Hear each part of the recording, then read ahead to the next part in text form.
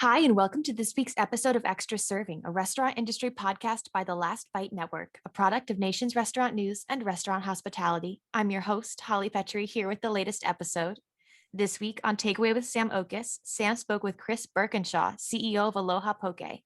And now it's time to introduce my two co-hosts for this episode. My name is Sam Oches, Editor-in-Chief of Nation's Restaurant News.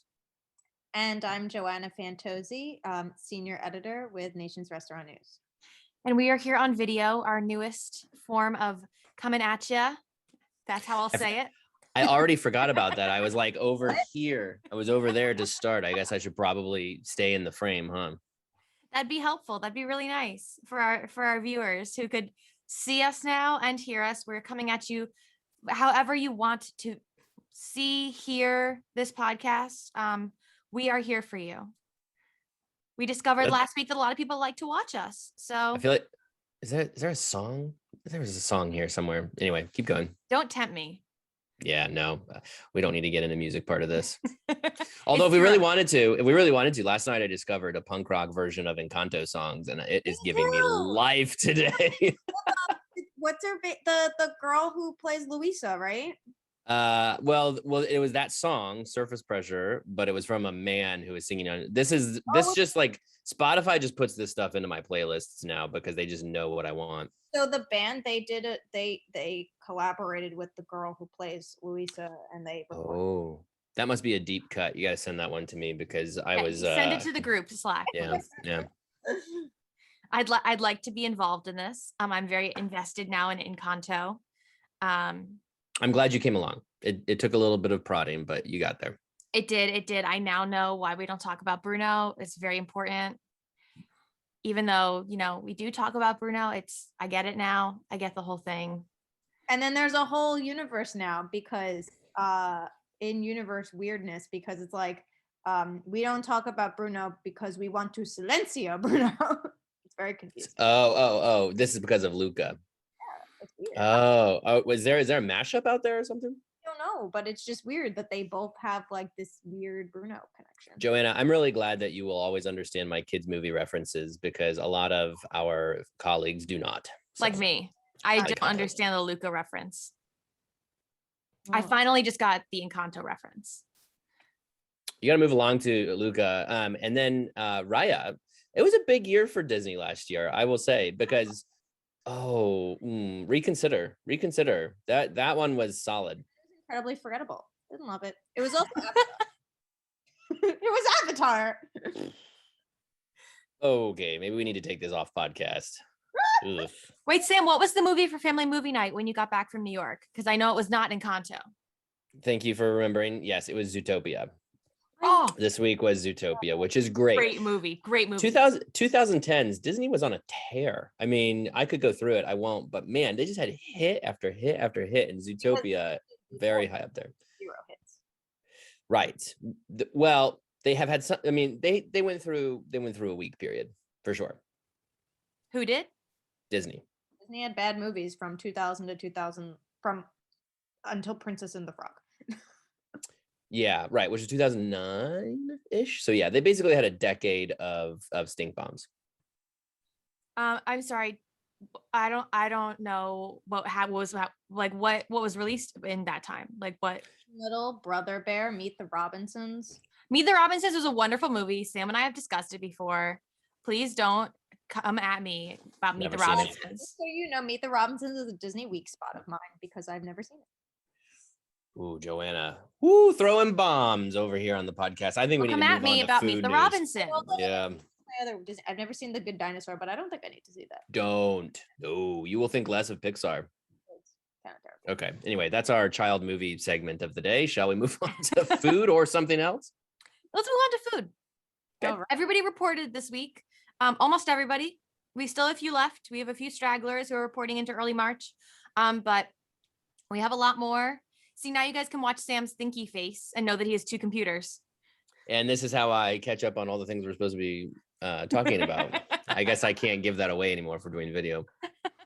Whoops. All the secrets are coming out. And I have a fancy little mic here that hangs. I'm very proud of it. I really enjoy it. You can see that I'm very happy with it.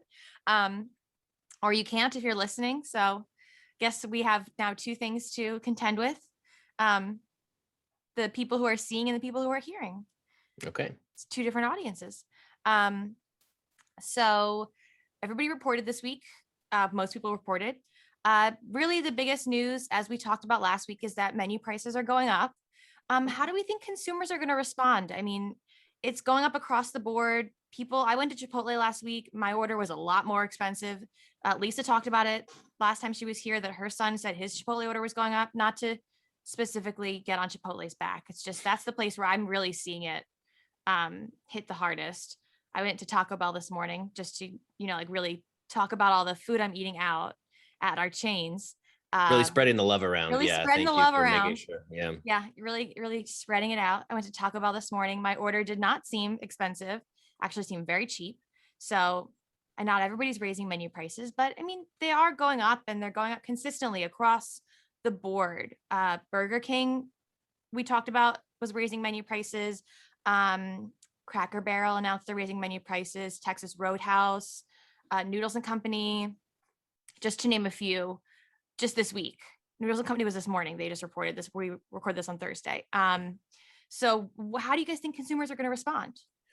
I mean, consumers will have really no choice but to go along with it, because it is, as you say, across the board. Look, inflation's hitting everything right now, and it's going to get worse. We talk today on a day that Russia has invaded Ukraine, and probably the primary way that's going to affect the U.S. economy is through increased inflation, ongoing inflation. So that's going to be kind of the theme of the year this year. And if you don't like it, tough, so, in isolated incidents where restaurants increase their prices, that can lead to consumer revolts, and especially for value-oriented brands like QSRs, they notice those kinds of increases. I mean, loyal customers will always notice at any restaurant when the prices go up, but especially with value-oriented brands, and they will vote with their dollar. But in this case, where are you going to go? I mean, if you want to go out to eat, if you want to get takeout, whatever, however you're dining out, you just have to face the music that prices are going to be higher. And so in some ways, it's a good thing for restaurant companies, because they have the cover. They can do this, which is, I think, probably why they are so, I don't want to say willingly doing it, but is why you're seeing it kind of en masse right now, because I think they're all saying, well, look, inflation, we got to deal with it. We got to increase prices, because this is a very, razor thin profit margin industry.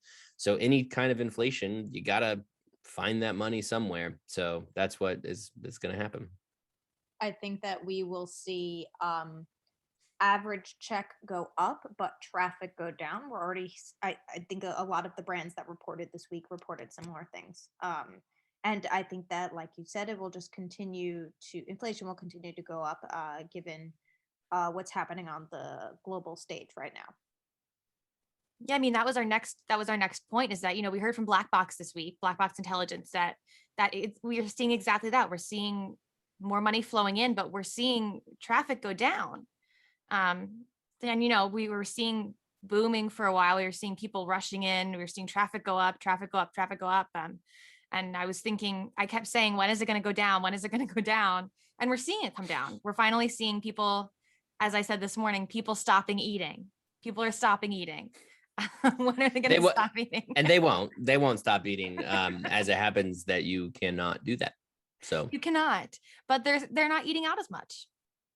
Correct. Well, and what's interesting timing about this is that, we're seeing COVID cases drop significantly. And so to think back to when Delta surge went down, and the surge before that went down, the response from consumers was to get out, go out. We're seeing mask mandates be tossed out. And so you would hope that would mean an energized consumer base. It's getting warm. It's been, 70 degrees here in the South last couple of days. It's like, usually those are all the perfect ingredients for get out, go eat out. And unfortunately, it's just not happening, because everybody is feeling it.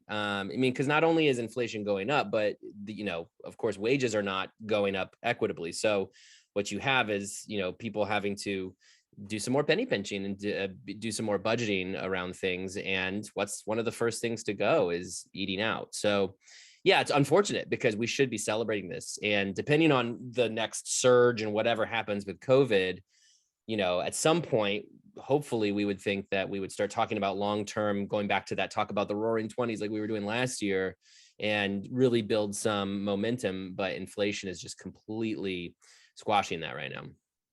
And I think that I think that wage inflation really contributes to that, because a lot of what I'm hearing from listening to CEOs talk on their earnings calls is that there are three things, I guess, that are really impacted. I think the price increases, it's Omicron, it's inflation, and then it's these labor challenges. I think that everyone is realizing, it used to be that $15 an hour was kind of like the pinnacle, and you're doing really great if you're paying your employees $15 an hour, and now it's almost becoming the norm.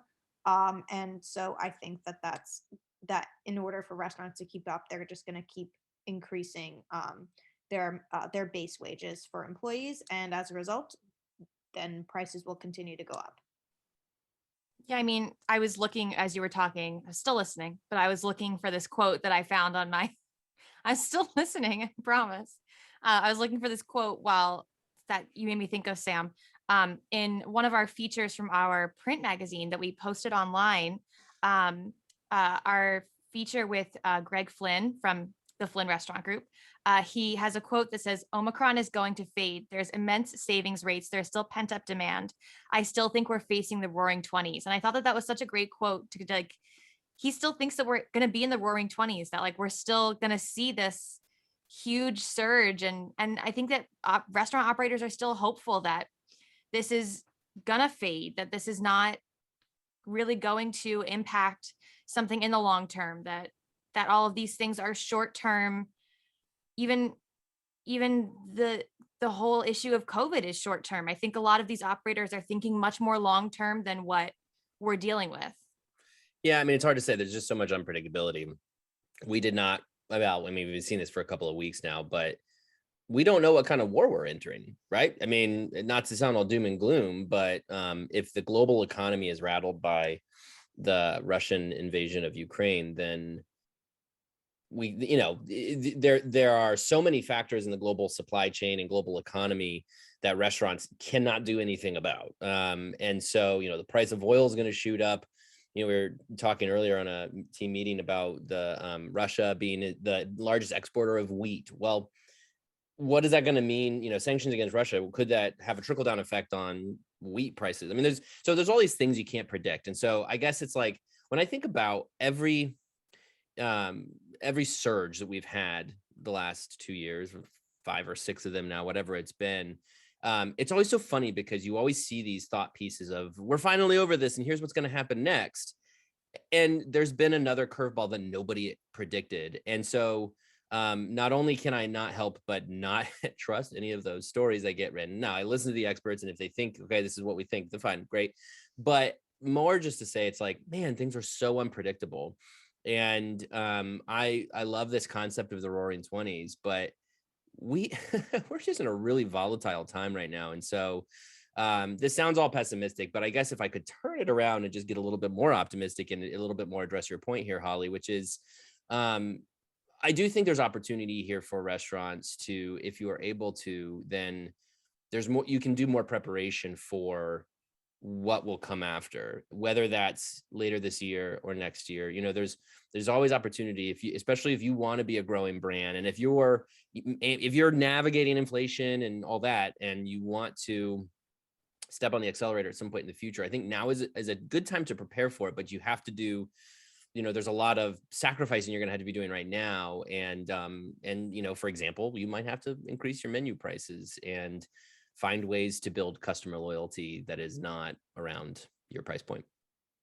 There are so many external factors. I think I think that to your point before, Sam, that wages outside the restaurant industry need to keep up in order for people to feel more comfortable with going out and paying those increased prices. I feel like, living in an urban environment, living in New York, where we see some of the largest Joanna brought it up first. That wasn't me. That was Joanna. I already checked the kids box. It's fine. She's allowed.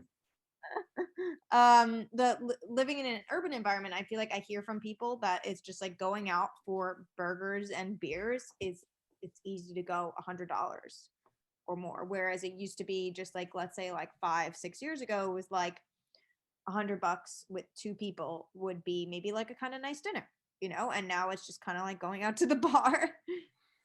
Yeah, and there's something, I mean, what I think we should all pay attention to is consumer behavior changes around that, right? Because my response be to that is, take out, don't dine in, because if I'm not dining in, I don't have a service charge or a tip, so I do think a lot of stuff, as consumers start to be conscious of their budgets and how much they're paying on food, that will affect their behavior. It's not necessarily going to affect, it will affect traffic as we see, but it might not affect long-term the frequency with which they visit a restaurant, but it might affect how they visit the restaurant, because maybe they, again, take out instead of dine in. Maybe they, are ordering, less food. Maybe they get one drink instead of two. There's going to be all those kind of behavioral changes. And look, I think the industry is so well positioned for some of this stuff because, not to beat a dead horse here, but when you think about automation and you think about efficiencies in the model, you think about technology and what it allows, the industry's continuing to push toward a much more efficient business model that will be able to absorb some of those, some of the losses you might have in paying employees more and raising your menu prices. You might be able to counter that with some of these other efficiencies. So you have to look at it maybe a little bit more of a glass half full, even if it's a very difficult position to be in. I mean, talk about an efficient business model. I just wrote about an NFT food hall. There's nothing, you need nothing. This is the most efficient business model there is. Everything exists in the metaverse. There's nothing that you need. It's eco-friendly. It's you don't need space. It's all done in the metaverse. You just need money and like a laptop. I mean, like you need kitchen space to cook when you have real food that's coming out, but like you end up making food, like they're selling the food through NFTs. They're like, you're going to buy your menu through NFTs. Like, it's very interesting, but like, it's basically the exact opposite of hospitality. Well, yeah. And that's when you talk about automation and how automation is really removing friction between the customer and the restaurant, but in that friction is hospitality, right? Like that's, and I think that's why I think I've said it here before, but it's like this bifurcation is going to happen where somebody's going to be perfectly okay with selling their food via NFT in the metaverse without any hospitality whatsoever, but others, I don't think Chick-fil-A is probably going to be rushing to the metaverse, is my guess. Correct me if I'm wrong, but like they will not have that opportunity to provide such a human experience. And so it's going to be up to whatever the experiences you're wanting to create. And it's fine to go either path, but you have to kind of commit to it. Well, I think that there will be more brands going to the metaverse than you realize. Not necessarily just, well, this is a preview of a story to come, maybe tomorrow. Oh yeah, teaser. Here we go. Teaser for my interview with a trademark lawyer on how he predicts that every single major and minor brand will be trademarking their brand within the metaverse. And we're already seeing that, the biggest ones being McDonald's, Panera, Panda Express, and now Chuck E. Cheese.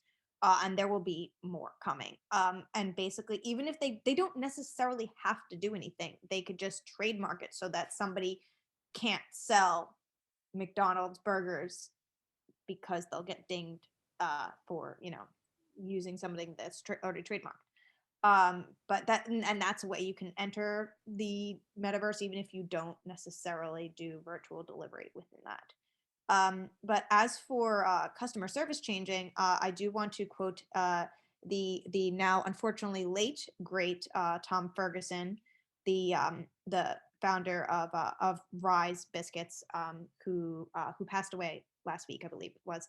And he said in my interview with him last month, he said that the idea of customer service is changing, that so many of his customers don't really even need that interaction anymore. They just kind of want the good customer service, and I'm paraphrasing here. The good customer service is making sure that the food is hot and fresh and tastes good, and that it was a quick interaction. And that is kind of what people want now.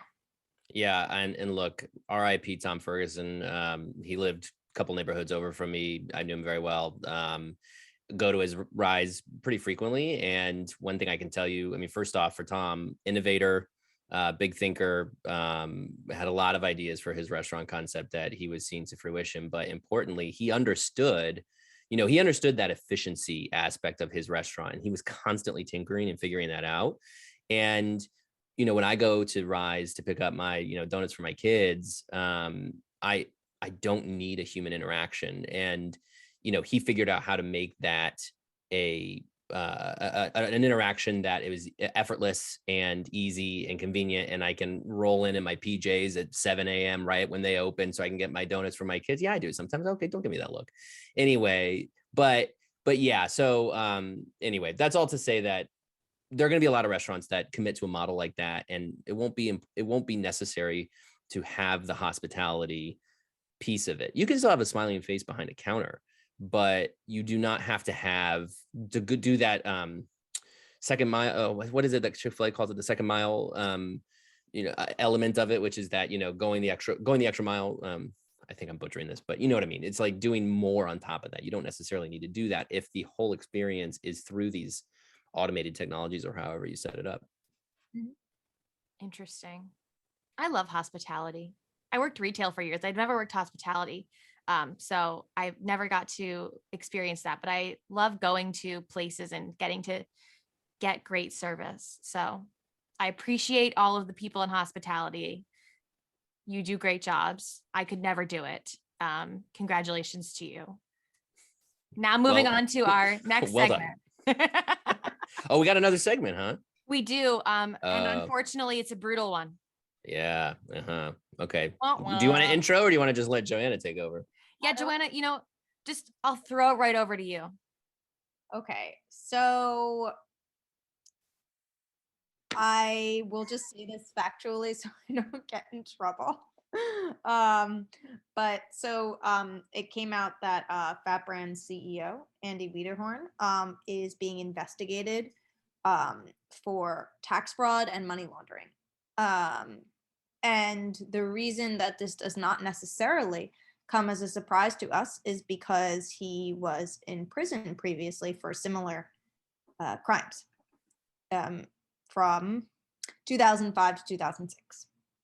And this was initially reported by the LA Times, and then we looked at the court records, and so some of the allegations against him is that he devised and executed a fraudulent scheme laundering millions of dollars in fraudulent loans from his companies, basically using his companies to buy things like putting down $150,000 on a Rolls Royce. The Rolls Royce did not cost $150,000. It cost more than that, but it was just that money went toward it. And $100,000 for a divorce attorney. But anyway, Essentials. Right. So I don't know how much a divorce attorney goes for these days, but I don't know how much a Rolls Royce goes for these days. Yeah, I don't either. $1,000 seemed like a lot, right? But it's also Beverly Hills, so right. The divorce attorney to the stars. Yeah. And so, yeah, he has maintained his innocence. And what I find especially interesting is that Fat Brands is kind of trying to distance themselves. The statement that they gave me was that the company is not a target of the investigation. And I feel like maybe we need a legal expert on here, but I feel like it gets a little murky there because they are obviously named in the allegations because he used the money from his brands to fund these purchases. So I don't really know exactly what to make of that, but we'll have to see how it turns out. Yes. Yeah, it's interesting. I can't really comment toward a lot of the specifics of this case, and hey, innocent until proven guilty. So we'll say that. But thinking back to all the times we talked about fat brands, there was always something a little bit interesting about it all. I don't know what to say. I don't want to sound like I know anything about this case that I don't. But I guess what I'll say is, if fat brands can get through this detached from him, and if he bears the punishment, not fat brands, then that would be good for that organization, because they built something that has a lot of potential. And all of these brands that they acquired last year, I think we all kind of wondered, like, these brands, like, interesting. What is this collection of brands going to do? And remains to be seen what they turn it into. But regardless, they've built a system of thousands of restaurants and a good deal of potential. And for I don't want to sins of the father, I guess you could say, like, it'd be interesting to take that all down. Yeah, I'm sorry. I'm sort of walking into waters here that I probably don't belong in. But I guess if I could leave it at, hopefully that company under new leadership can separate itself from this. And I mean, maybe he is proved innocent by the court of law. I don't know, but it does not look great. Thanks for taking the thing that I didn't want to take, because I didn't want to get into that, because I did not get in trouble. So I was just like, these are the facts. Yeah. And hey, look, and all we've got is facts. And yeah, I mean, because we could give our personal opinion, but that doesn't matter, because what does our personal opinion matter in a situation like this? Now, we all cover the restaurant industry. We all watched this fat brands behemoth get built last year. We all said to ourselves, huh. And now it's like, oh. So yeah, that's, if I could put that in as simple of words as possible. And oh. But it's not great. It's just not great for that company, and all the individual brands, by the way, who partnered up and went in for the acquisition, and we're gearing up for bigger things. This is going to really slam the brakes on the fat brands juggernaut to be. Yes, but it is possible to escape or grow from scandal, as Papa John's minus the apostrophe can attest to. And minus Great the Papa. point. Great points. Yes, Papa John's lost his Papa, then ditched its apostrophe, and is killing it. Yep. So it is possible for sure. And if depending on how this all goes, if fat brands can navigate this by finding a Rob Lynch-esque leader to step in and take the reins, then all the power to them. And now we're done. So Joanna, why don't you tell us about your interview for this week? Okay, great. So Sam can breathe. I was like, I was really trying to, ease my way through that one. Now I got to stretch. Anyway. Well, this week we have an interview with Atomic Wings CEO Zach Omar. They're a New York City-based wings brand, and we spoke about differentiation, about their expansion plans and differentiation, especially since the wings category has kind of exploded during the pandemic. I love wings. I can't wait to hear it. Thank you so much.